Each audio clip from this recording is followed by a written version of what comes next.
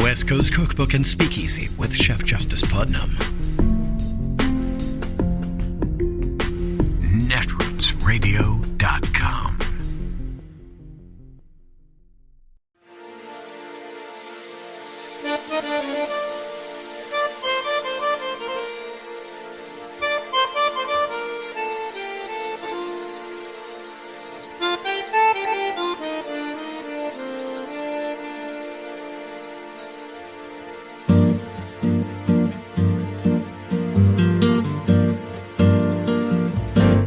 Je voudrais du soleil vert, des dentelles et des théières, des photos de bord de mer, dans mon jardin d'hiver. Je voudrais de la lumière, comme en Nouvelle-Angleterre. Je veux changer d'atmosphère, dans mon jardin d'hiver.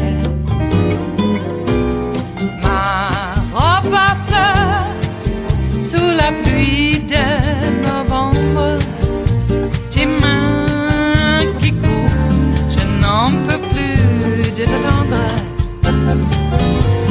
Les années passent, il est loin, là je tombe.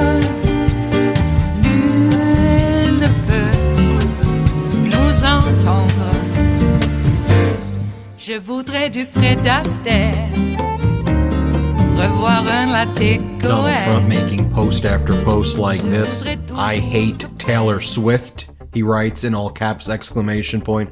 He posts, the failing New York Times is a true threat to democracy, all caps exclamation point.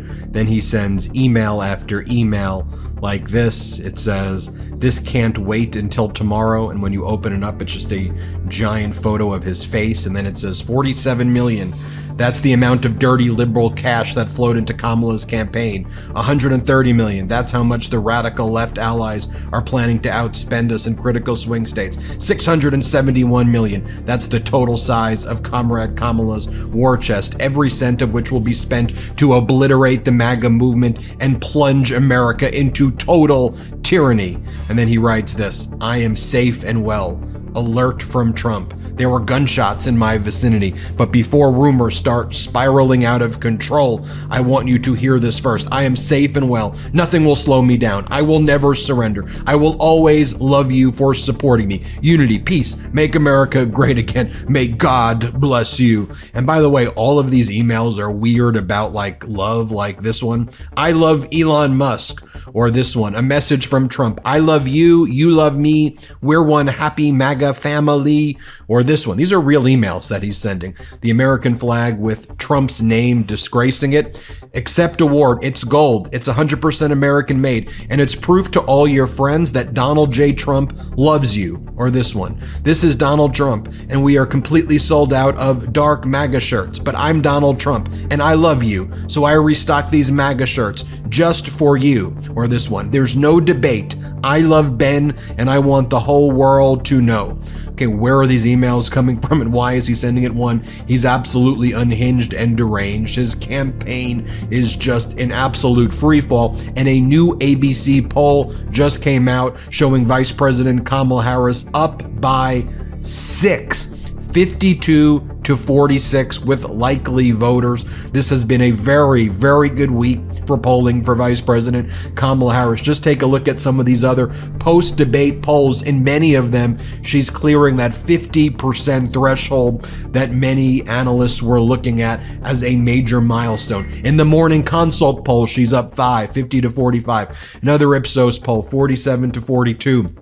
RMG up by 4, 51 to 47, and the D4P 50 to 46 up by 4 there. I could keep on going. Also, take a look at what MAGA's been posting again to attack Taylor Swift with all of these lies and disinformation. So bizarre. This is how they are spending their time. Don't let them distract you with all the other stuff that they're trying to do. but they want to attack Taylor Swift. They're still attacking Haitian migrants. They're doubling down on Trump's support for Laura Loomer. The whole thing is bizarre. They go, Donald Trump breaking news. Taylor Swift lost an estimated $150 million over the boycott of her merchandise and memorabilia after she endorsed Kamala Harris for president. Thoughts? And that's 100% false. And the account Mama Maya says, is this real? Are they using the picture of Taylor Swift crying after she performed Ronin about my child who had died of cancer? I'm going to throw up. By the way, another poll came out in Iowa where Vice President Kamala Harris is within 4 points of Donald Trump in Iowa. The prior poll that was taken when Biden was in the race had Donald Trump up 18. She's making Iowa a competitive state right now. And you go and look at all these other things that Trump and MAGA's doing. You had J.D. Vance make an utter fool of himself on the weekend shows. Here, J.D. Vance, Proud Boys, aligned. Play the clip. Now, you mentioned a Proud Boys march. I imagine that's the clip that I saw yesterday of about a dozen people marching down the street. Of course, I don't align myself with the views of the Proud Boys, Margaret, but we have to remember that this is a real problem.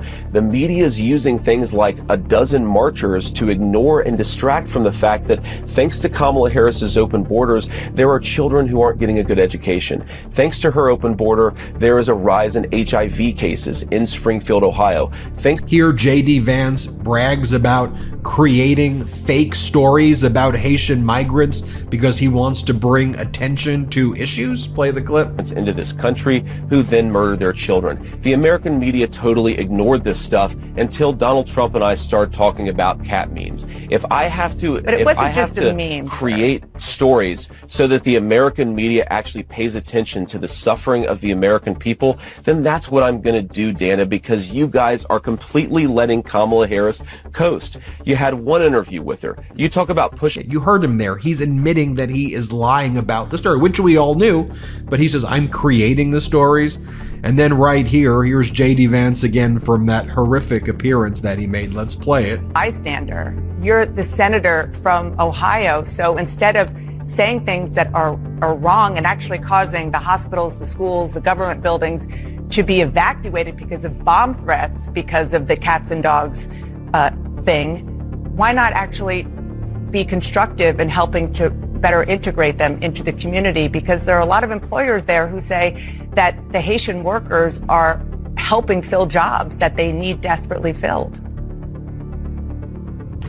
Dana, first of all, let me just respond to a couple things that you said, but I want to start with something you said, which I think is frankly disgusting and is more appropriate for a Democratic propagandist than it is for an American journalist. There is nothing that I have said that has led to threats against these hospitals. These hospitals, the bomb threats and so forth, it's disgusting. The violence is disgusting. We condemn it. We condemn all violence. Senator, this happened after you and President Trump were on the debate stage, said that cats and dogs were being eaten. You asked a question, Dana, and I'm going to go ahead and answer it. What we have said. Meanwhile, Ohio's Republican Governor DeWine had to go on ABC and say all the stuff about Springfield is false. The Haitian community is a hardworking community there. Just think about that. What you heard in the prior clip. You have J.D. Vance causing terroristic threats against his own state with creating stories. Here's the Republican Ohio governor. Play the clip. And here's a question I never thought I would have to ask, but do you see any evidence as governor of the state that Haitian immigrants are eating pets? No, absolutely not. That's what the mayor said. That's what the chief of police has said. I think it's unfortunate that this came up. Let me tell you what we do know, though. What we know is that the Haitians who are in Springfield are legal. They came to Springfield to work. Ohio is on the move, and Springfield has really made a great resurgence with a lot of companies coming in. These Haitians came in to work for these companies. What the companies tell us is that they are very good workers. They're very happy to have them there. And frankly, that's helped the economy. Now, are there problems connected? Well, sure. When you go from a population of 58,000 and add 15,000 people onto that, you're going to have some challenges and some problems, and we're addressing those. We're working on those every single day. Primary care is essential. The other thing we're working a lot on is driving. We have Haitians who, frankly, many times have not driven before. We need to get more driver's training, and we're working on that. So these are things that we are working on. Springfield is moving forward. I've always felt that, and as the governor of the state of Ohio, we want people who want to come here, who are legal, where they come from another state or another country, want to work. So Governor, let me... That is really moving forward. By the way, the Daily Mail is also reporting that Donald Trump Jr. was caught kissing or cheating on Kimberly Guilfoyle with a Palm Beach socialite named Bettina Anderson during a brunch date without fiance Kimberly Guilfoyle. It goes into a great detail of Don Jr.'s date with this Bettina Anderson.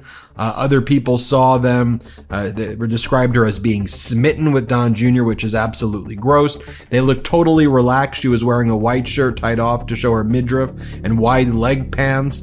Witnesses to the close encounter say it was clear that this was not a business meeting, with one revealing that she was seen reaching over and kissing Don Jr.'s lips at least 3 times, like father, like son there, as we remarked on the Midas Touch Twitter account. And by the way, you have all of these kind of Trump leaders or MAGA leaders right now are out there trying to tell the media, like Hugo Lowell, that they're happy with all of this. They go, this is great. This is what we wanted. Now that people are talking about J.D. Vance's appearance, and they're talking about Donald Trump's relationship with Laura Loomer, and now that they're talking about Taylor Swift, they're not talking about how bad Donald Trump was in the debate. This is what we wanted. This was our brilliant plan all along. Are you being serious? I think people can remember all of those things and go, horrible debate right there. Yes, Donald Trump is having this bizarre relationship, whatever it is, with Laura Loomer, who's out there. He's talking about, the Vice President Kamala Harris was getting the answers sent to her through an earpiece. Here, play this clip. You can't talk. She can't talk without maybe getting the answers. What's the story with her? Did she get the questions? You think? So I hear she got the questions, and I also heard she had something in the ear, a little something in the ear. No, Kamala, do this. Say it this way, Kamala. Okay, be quiet. Too many people watching. She had a terrible interview today with the Philadelphia TV station. A big word salad. She just kept talking. That's what Laura Loomer was saying before as well. By the way, Laura Loomer rushed to Palm Beach after that reporting about gunshots in the vicinity. But yeah, I think voters can recognize all of this stuff, and then attacking Taylor Swift, saying, I hate Taylor Swift, and then him sending those weird emails. I love you. I love you. I love you. You love me. We're one big happy MAGA family. Very, very strange stuff. Also, you've got all these MAGA Republican, just more deranged lies. This is what Marjorie Taylor Greene had posted from her official account. She goes, the ABC whistleblower who claimed Kamala Harris was given debate questions ahead of the debate has died in a car crash, according to news reports. The entire thing is false, as we say on the Midas Touch account. Another lie being spread by a Republican member of Congress. There's no whistleblower. There's no car crash. Kamala did not have the questions. Trump got his ass kicked because he's old, addled, and unable to defend his positions or even present any coherent thoughts. It is Monday, the 16th of September of 2024, and you are in West Coast Cookbook and Speakeasy. I am your chef de cuisine, Justice Putnam. Gunner the English Bulldog is our snoozing sous chef, and we will be seating you directly for our especially special daily special, River City Hash Mondays. That's right, okay. Yeah, I will once again confess that I am still in mourning over my little, Yorkie Precious passing away. It'll be 2 weeks on Wednesday. And that will also be the day that I bring Gunner back in to Dr. Dickey to have his sutures removed for the facial surgery under his eyes, an extra fold, which was actually extra deep, that he was having some issues with yeast infections too. So we had to do this. It's therapeutic, not cosmetic. But he gets the sutures out on Wednesday. But it is the hardest thing still to do this show and not include our little Precious as our door girl, because she had been for a few years there. So forgive me for, well, still being a little taken with her, and we miss her terribly. But we do have Gunner, and I think that he's enjoying the extra attention. He was a bit uncomfortable over the weekend. I could tell that he was itching on his sutures, and of course he's wearing the big cone. He is able actually to get into one of his water dishes with the cone on. The water that is in a water bottle and one of those dog type things where the water gravitates down and then it goes into the dish, one of those. He hasn't quite perfected getting water out of that with the cone on, but that's right next to his food, and I take the cone off to make sure that he eats his food so he can get his medicine, which I'm crushing and putting in his food, and they said, no, you got to give him the whole pill. This is the only way we can assure that he gets the whole pill. I'm like, he's not going to take a pill. I've had this dog for too long. I've tried everything to give the guy a pill. I got to put it in his food if it's not liquid. So it's been putting it in his food, and he's eating it all up, licking the dish. But he has actually gotten a bit better on allowing me to get the cone back on his head.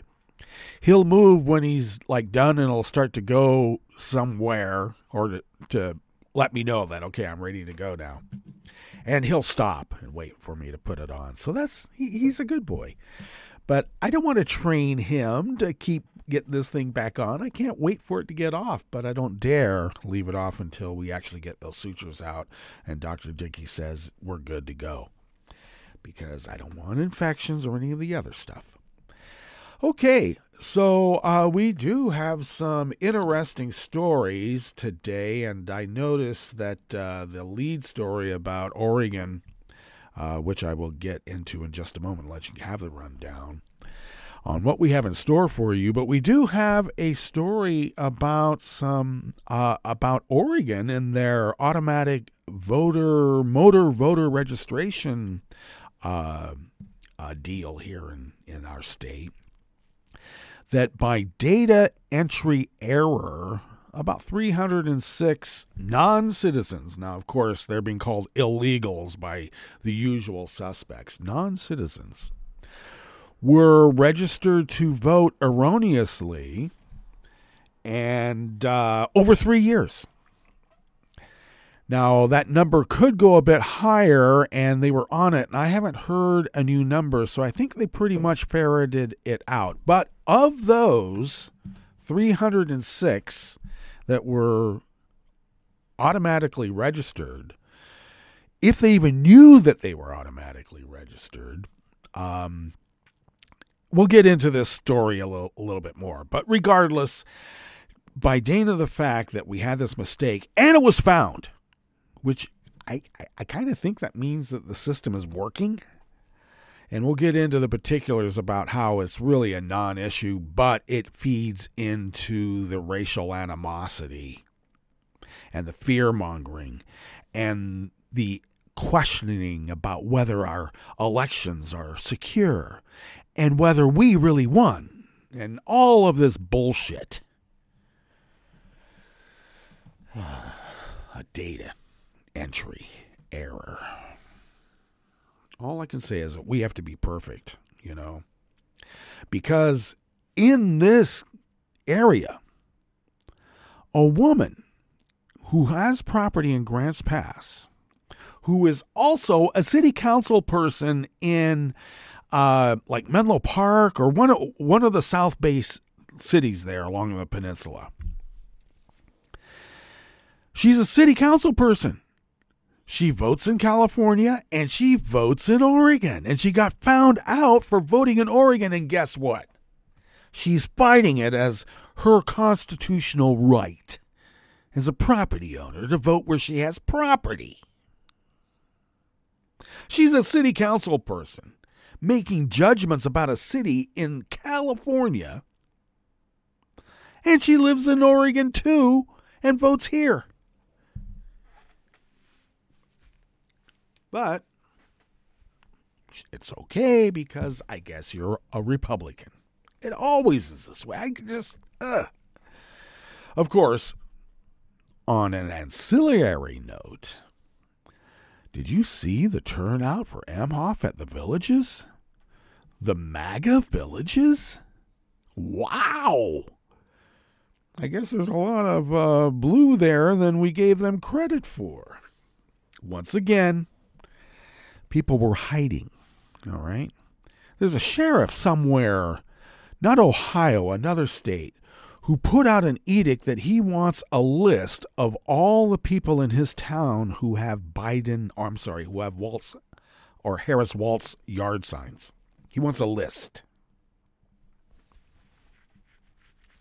I don't quite know. I just saw the little blurb and I thought, yeah, that's about par for the course. One of the reasons why I'm not putting a Biden, I'm still into Joe, into Harris Waltz signs out on my property, not just yet. I may, but now I don't know. It could get a little dangerous. I did notice that, of course, as the usual suspects are now posting again on the page in which I had a big tete-a-tete with this guy out of Reading, where the Nazis have a foothold, and the Proud Boy Nazis have taken over the county government and some of the town governments around there and school boards. And, of course, he's going on Facebook by not his real name, which is actually a violation of terms of use. A guy in Reading posting on the Rogue River Town Facebook page about, the racist memes of pet eating in Springfield, Ohio. So I had a little tete-a-tete with this fellow. And, of course, now this post stayed up all weekend. Well, from like Friday until Saturday, late Sunday, early. That stayed up until during the course of the argument that this person said that January 6th was a hoax and we're all making it up. Can you believe this? And any other number of weird, just absolute gaslighting, like a Nazi. But as soon as I posted actual DOJ charging documents of weapons convictions by those, they were unarmed. And then they're trying to say, well, a pole doesn't count as a weapon. And yet, there were people that were charged with gun charges. Let's be clear, okay? A lot more guns there than we're allowed to know, apparently. But posted those. Posted actual Project 2025 edicts in which, what they want to do to destroy American representative democracy. And I don't know, one other thing. But all that got taken down. The DOJ charging document for the area Nazis who were just arrested for being part of a Russian influence campaign, that got taken down. But fortunately, some people here decided to put it back up for me. But I did notice before showtime here that the usual suspects are out in force. Pretty much, because they tried to kill our president again. And every time it's they, it's them.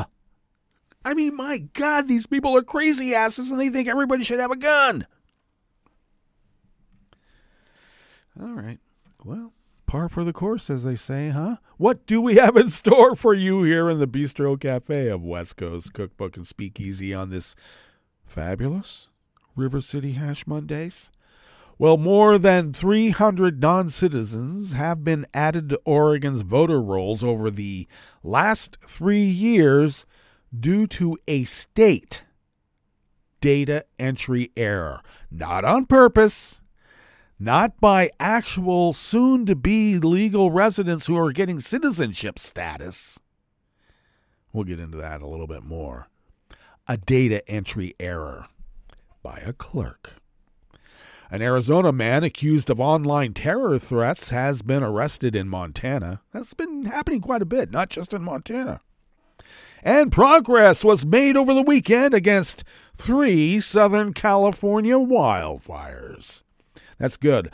I have friends. In fact, my best friend's brother has some property up in Big Bear, and that got pretty scary up there. After the break, we moved to the chef's table, where a high court justice rejected plans for the United Kingdom's first new coal mine in 3 decades.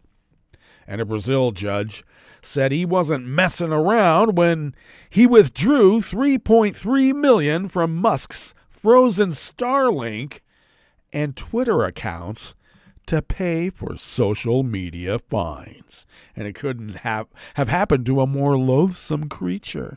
Well, I guess that's debatable too. All that and more on West Coast Cookbook and Speakeasy. Bon appetit.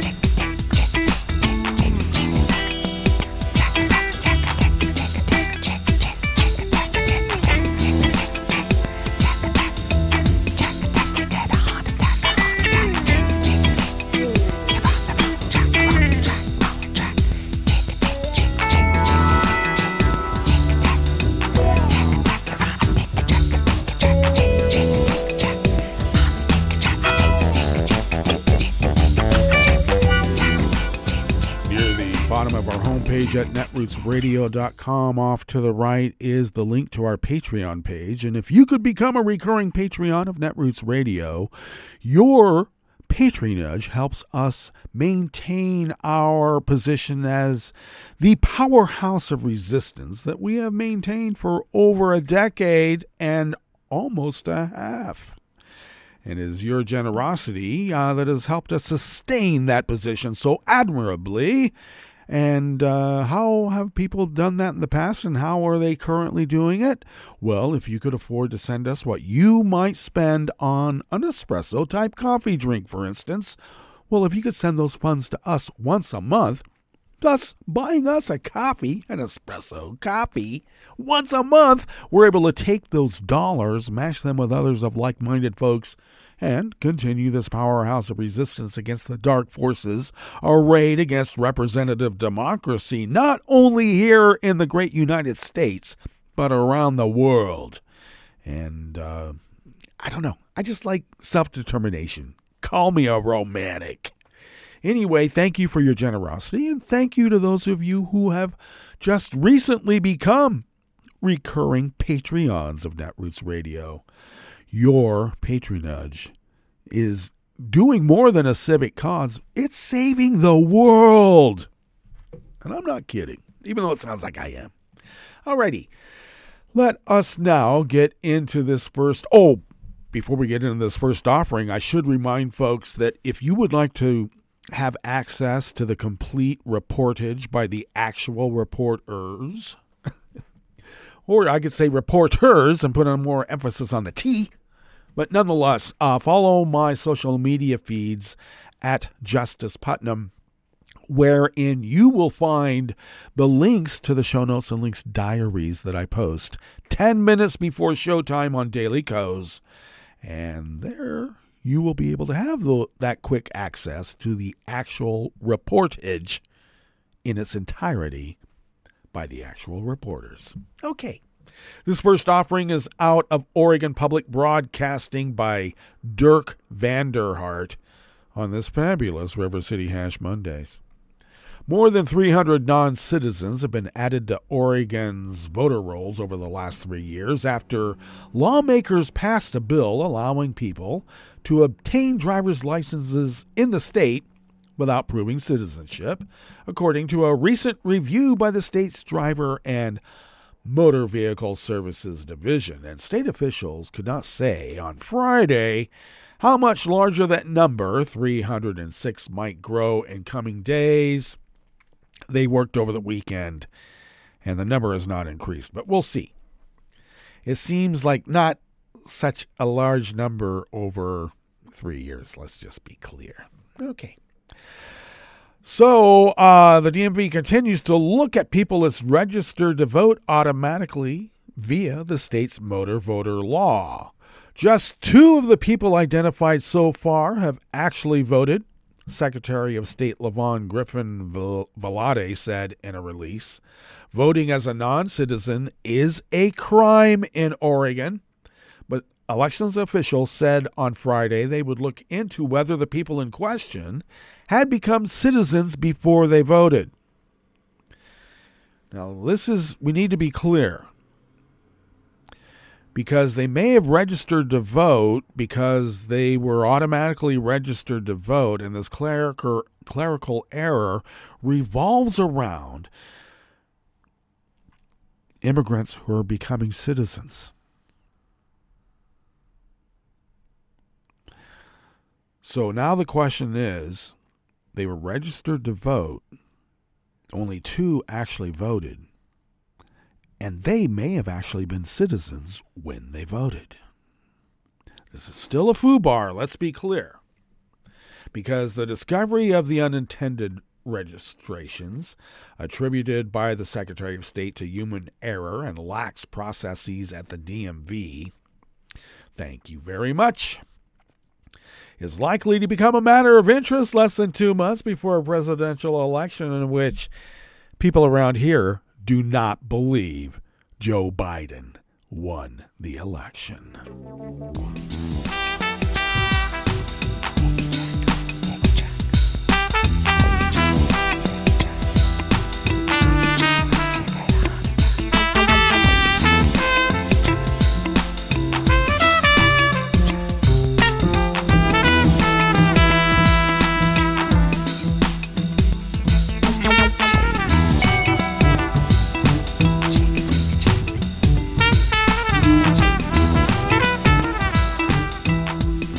Associated Press staff brings us this next offering here in the Bistro Cafe of West Coast Cookbook and Speakeasy.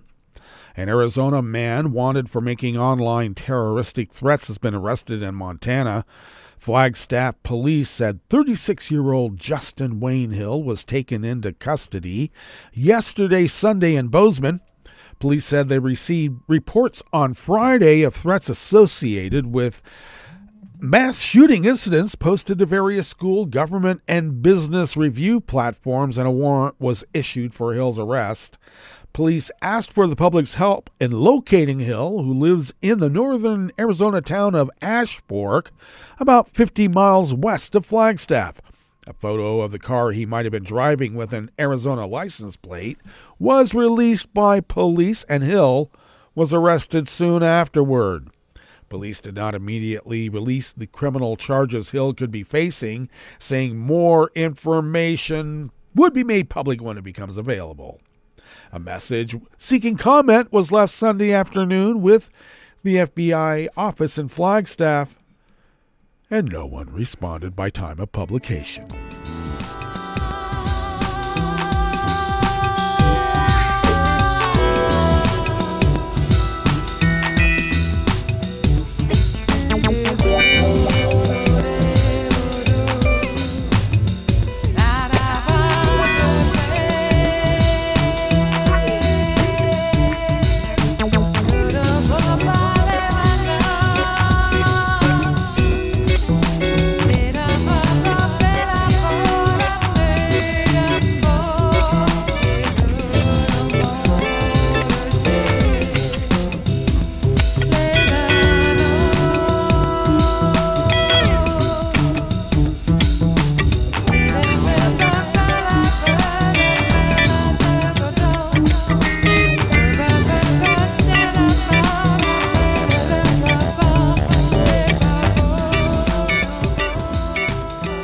Jamie Ding and Walter Berry of the Associated Press brings us this final offering here in the Bistro Cafe part of West Coast Cookbook and Speakeasy, River City Hash Mondays.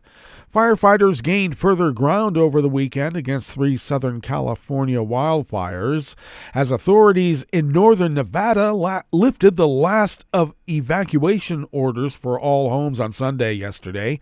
More than 8,000 personnel combined are battling the 3 biggest fires burning in the state, all ignited during a triple-digit heat wave at the start of the month. The largest blaze is the bridge fire at 85 square miles, which exploded dramatically through the Angeles National Forest east of Los Angeles at the start of the week. It has torched at least 49 buildings and forced the evacuation of 10,000 people. The fire was only 9% contained yesterday morning, with firefighters gaining 4% more overnight. Officials said yesterday, Sunday, the focus continues to be on the northwest flank, where the fire is the most active. But upcoming rain and humidity will aid firefighting efforts. The line fire, which grew slightly overnight to 60 square miles in San Bernardino Mountains, was 36 contained on Sunday, and officials said it was active in the early morning due to a dry air mass in higher elevations, but cool weather conditions prevailed across the fire area. Light rain fell last night and into this morning. And, the arson-related charges have been filed against Justin Wayne Halstenberg, who is accused of starting the line fire. He is due to be arraigned today, according to the San Bernardino County DA's office. Halstenberger's mother, Connie, told the LA Times that her son did not light the fire. Well, we'll find out, won't we? And that brings us to our break. And when we get back from that break, we will go through weather from around the world, and we will finish up with the stories that we've curated for you today. You are listening to West Coast Cookbook and Speakeasy, and we will be right back. You are listening to netrootsradio.com. Please hang up and try again.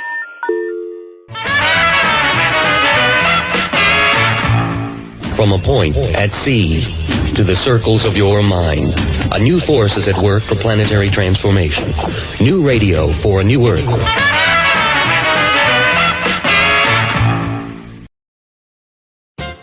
Baraboo, Wisconsin is known as the home base for the Ringling Brothers Circus.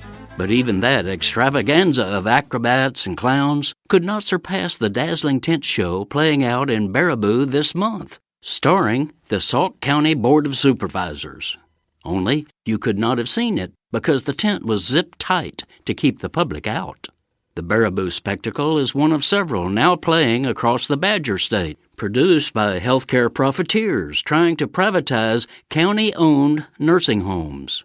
These locally controlled public entities get 5-star ratings and are treasured by families in rural Wisconsin, so people overwhelmingly oppose privatization. Thus, to somersault over local democracy, corporate tricksters have joined with right-wing county officials to impose autocratic control. Back in Baraboo, for example, people lined up at the tent to speak out against any move by supervisors to sell the People's Senior Nursing Center. But terms of the sale had already been negotiated in secret. Supervisors had decreed that the buyer would not be revealed until after the sale was approved, and the board's discussion about the sale was held in closed session. Adding to the mayhem, Wisconsin's Republican nominee for U.S. Senate astonished people by declaring that old people in nursing homes should not even be allowed to vote, since they, quote, only have 5-6 months life expectancy. This is Jim Hightower saying, crazy, yet the right-wing's Baraboo sellout succeeded, right? Not so fast. 1, any maneuver affecting the county budget requires a 2/3 vote of supervisors, not the bare majority this clown trick got. And 2, while devious supervisors arrogantly block the democratic will of the people, feisty locals are not surrendering to corporate greed and devious politicians. The Battle of Baraboo continues. Stay tuned. Howdy-ho, folks, and thanks for tuning in to my Hightower Radio commentaries. And guess what? There's even more Hightower waiting for you online. Subscribers to my Substack newsletter, Jim Hightower's Lowdown, get commentaries, articles, interviews with progressive sparklies, live events, historical nuggets, and more. Go to jimhightower.substack.com to sign up, and you'll get more. That's jimhightower.substack.com.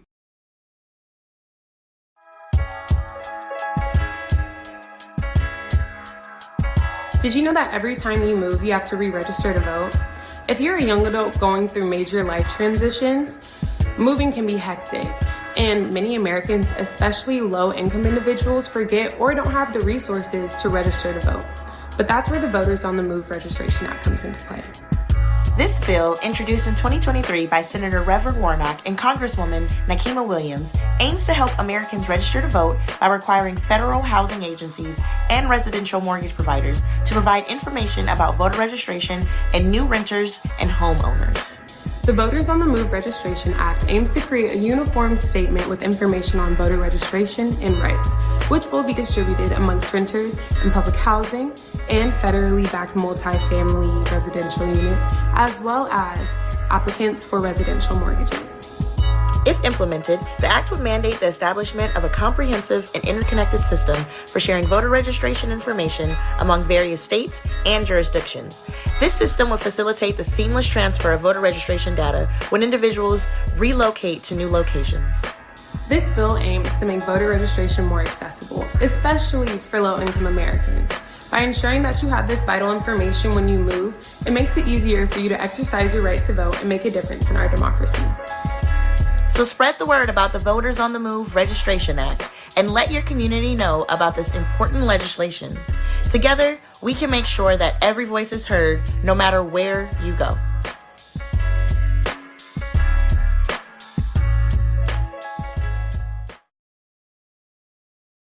If you came across someone struggling with hunger, how would you recognize them? By their clothes, their age, the way they speak? Would you notice an 8-year-old girl who's not excited for summer break because she may not be having lunch again until September? Or a single father of 2 who works 3 part-time jobs and still can't put enough food on the table? Or maybe a mother who cleans offices at night, hoping to find meeting leftovers to take home to her hungry family. Or a war veteran who's having a hard time landing a job and getting back on his feet. I am the 1 in 8 Americans who struggle with hunger. People you pass by every day but never knew were hungry. I am hunger in America. Hunger can be hard to recognize. Learn why at IamHungerInAmerica.org. Brought to you by Feeding America, 200 Food Banks Strong, and the Ad Council. This is the story of a very special woman. In a matter of seconds, she turned herself into a great mathematician or an entrepreneur.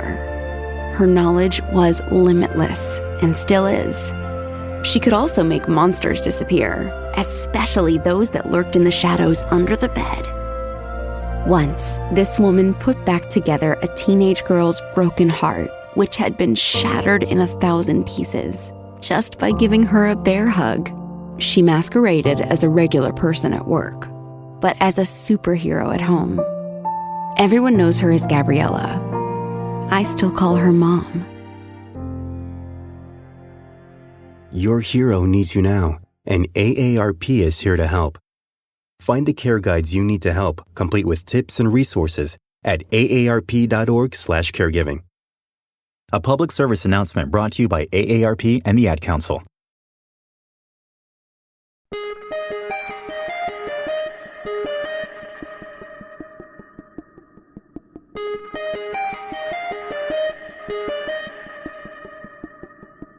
Hi, I'm Tom Hartman, and since you're listening to netrootsradio.com, show your progressive side and go to the donate button on the bottom of the homepage. It's progressives like you who power Netroots Radio and keep the progressive message beaming everywhere 24 hours a day. Just go to our donate button at the bottom of netrootsradio.com. Thank you for keeping progressive radio at full power.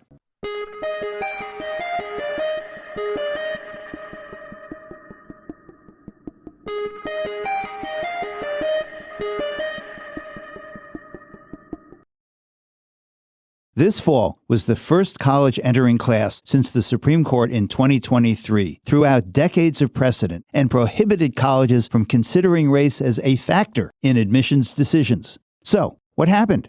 I'm Bill Newman, and this is the Civil Liberties Minute.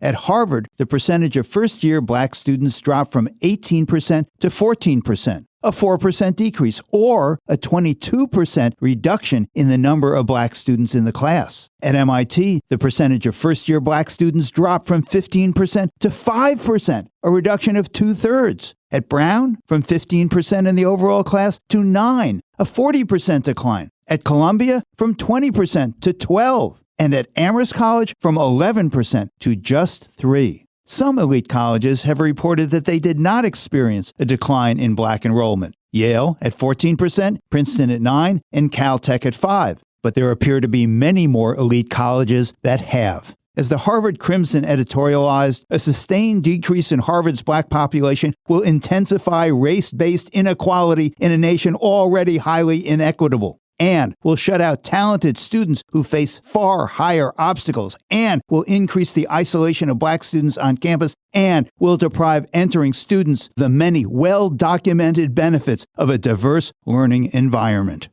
The Civil Liberties Minute is made possible by the ACLU, because freedom can't protect itself. You're listening to the American Democracy Minute, keeping your government buy-in for the people. There are an estimated 81 million Americans who are not registered to vote. If you're one of them, National Voter Registration Day, Tuesday, September 17th, is a great time to get it done at a municipal election office or voter registration drive in your community. A study by the Knight Foundation found non-voters cite many reasons for not registering. Among them, my vote doesn't matter, doesn't count, or won't make a difference, I don't know how, or it's too complicated, I keep forgetting to register, and I'm too busy. But there are even more reasons to register and vote. The stakes in the November 5th presidential election are critically important, but so is your voice on how the local taxes you pay are spent by your local officials, the quality of your schools, and whether your road gets fixed. To register, you'll need to prove you're 18 and a resident of your community, usually with a driver's license or eligible photo ID. Second, you'll need to prove where you live. Utility bills, apartment leases, car registrations, property tax bills, or bank statements are often allowable. Third, you'll need to prove that you're a citizen of the U.S., which means showing a birth certificate, valid U.S. passport, or naturalization papers. Rules vary by state, so visit nationalvoterregistrationday.org, americandemocracyminute.org, or your local election office. Don't wait, get it done. I'm Brian Beal. I'm Rick Smith, and this is Labor History in 2.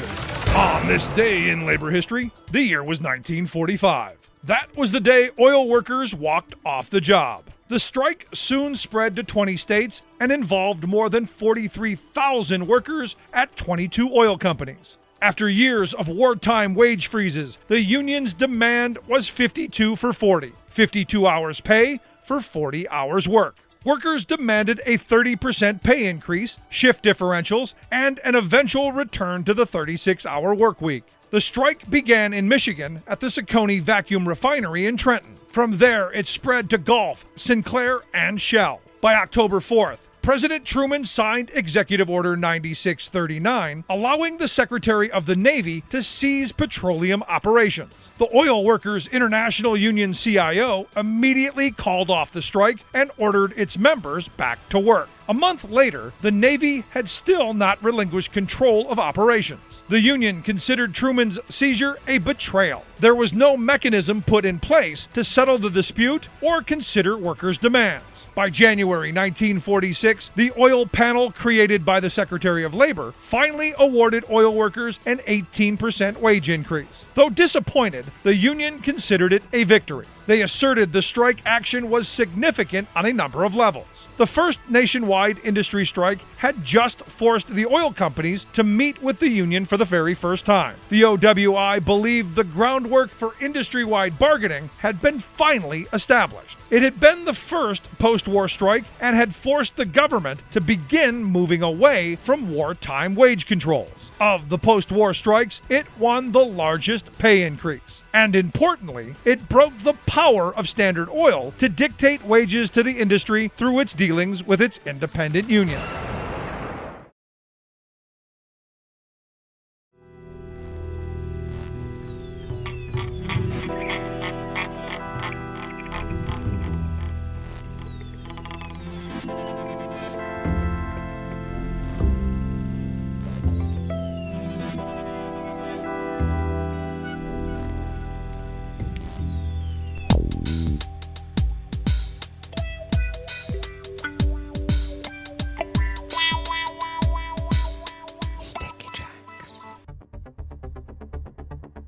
Thank you for accompanying us here to the Chef's Table at West Coast Cookbook and Speakeasy, River City Hash Mondays.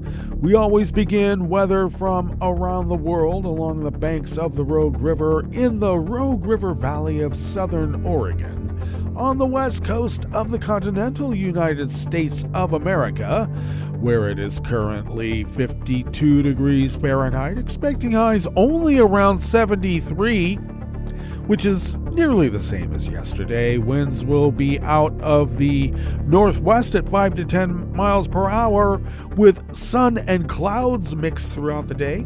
A few clouds overnight, lows in the upper 40s, low 50s, winds light and variable, and then overcast tomorrow with highs in the low 70s, winds light and variable.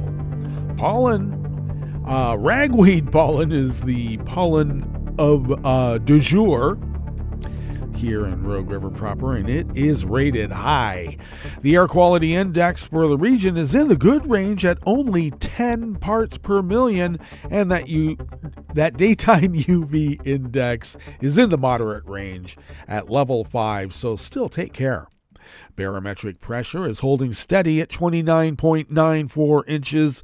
Visibility is at 8 miles, and relative humidity is at 82%. Weather from around the world is brought to you by a crowd of crowdsourced weather stations that a crowd crowdsources from around the world, and that is the Weather Underground. London is 68 degrees and sunny. Paris is 68 and mostly cloudy.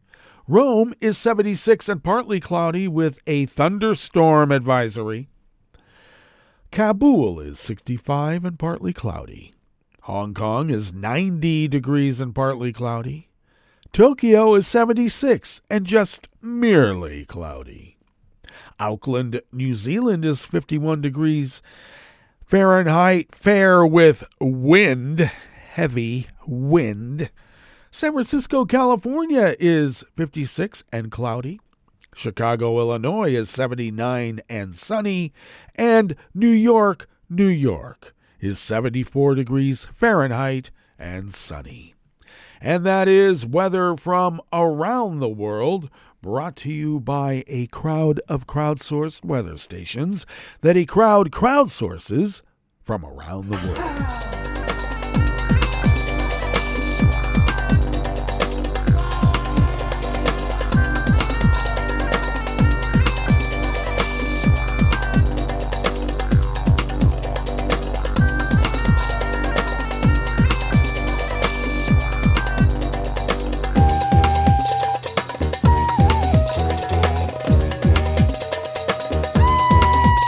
Brian Melly at the Associated Press World Desk brings us this first amuse-bouche here at the Chef's Table at West Coast Cookbook and Speakeasy, River City Hash Mondays.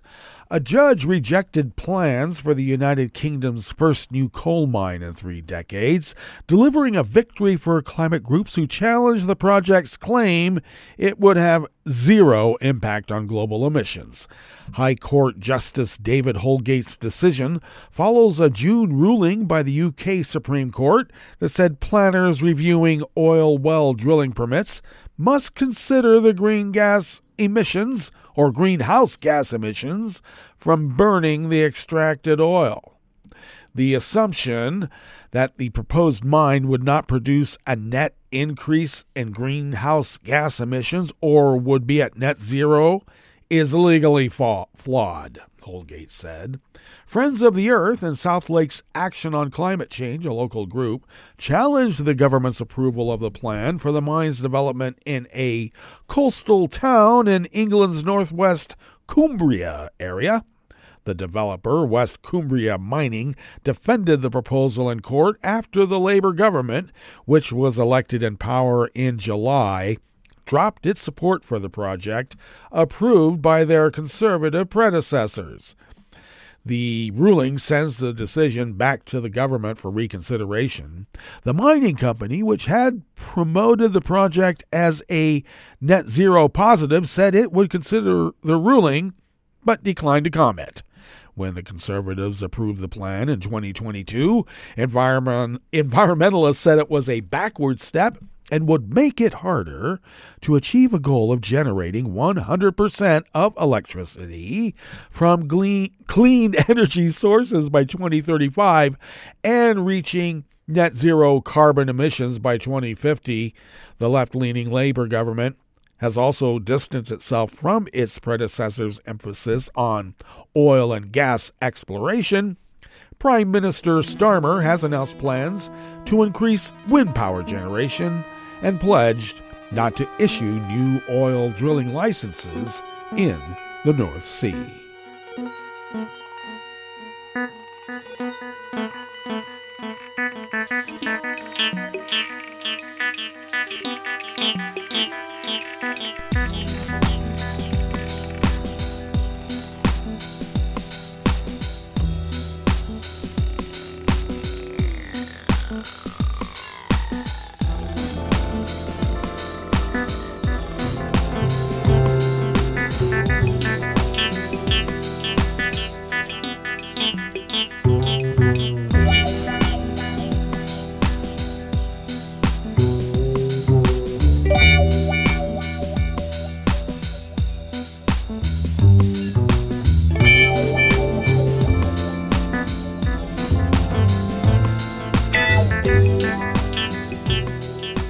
Mauricio Savarese of the Associated Press World Desk brings us this final amuse-bouche here at the chef's table at West Coast Cookbook and Speakeasy, River City Hash Mondays.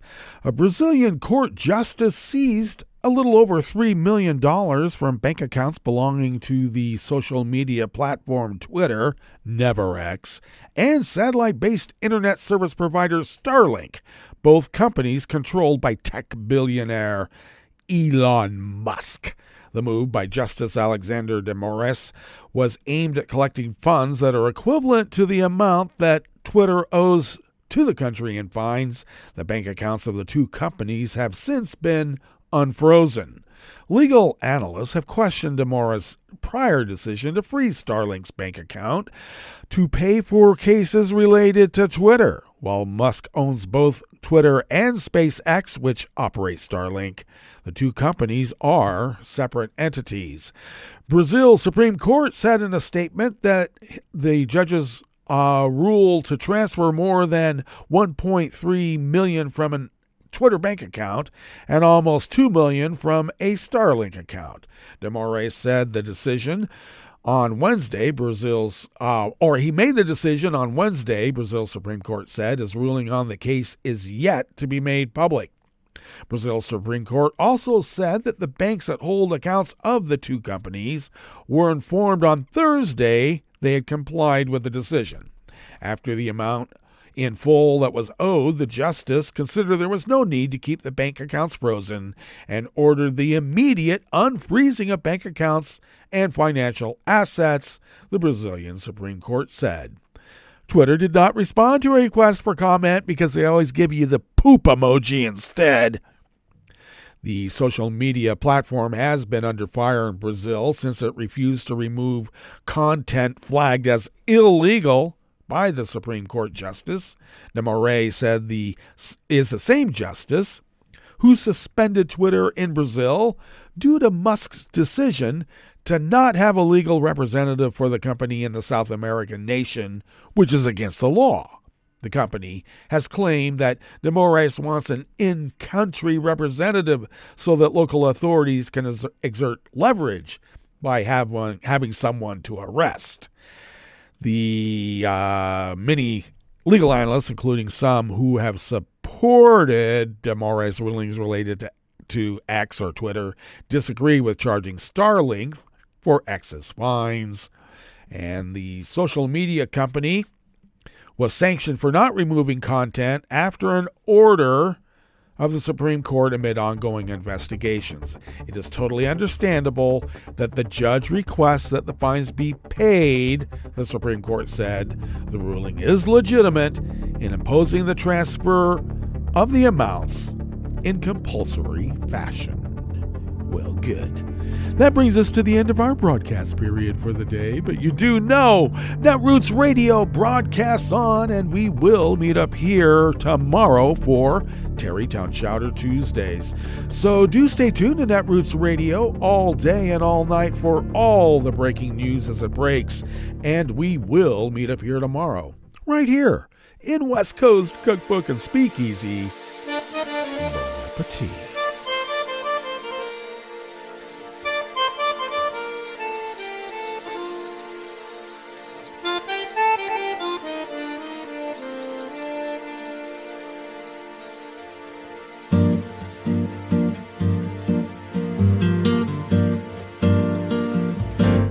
Je voudrais du soleil vert, des dentelles et des théières, des photos de bord de mer, dans mon jardin d'hiver. Je voudrais de la lumière, comme en Nouvelle-Angleterre. Je veux changer d'atmosphère, dans mon jardin d'hiver. À fleurs sous la pluie de novembre, tes mains qui courent, je n'en peux plus de t'attendre. Les années passent, qu'il est loin, là je tombe. Nul ne peut nous entendre. Je voudrais du Fred Astaire, revoir un latte Goël. Je voudrais toujours te plaire dans mon jardin d'hiver. Je veux déjeuner par terre, comme au long de golfe clair. T'embrasser les yeux ouverts dans mon jardin d'hiver.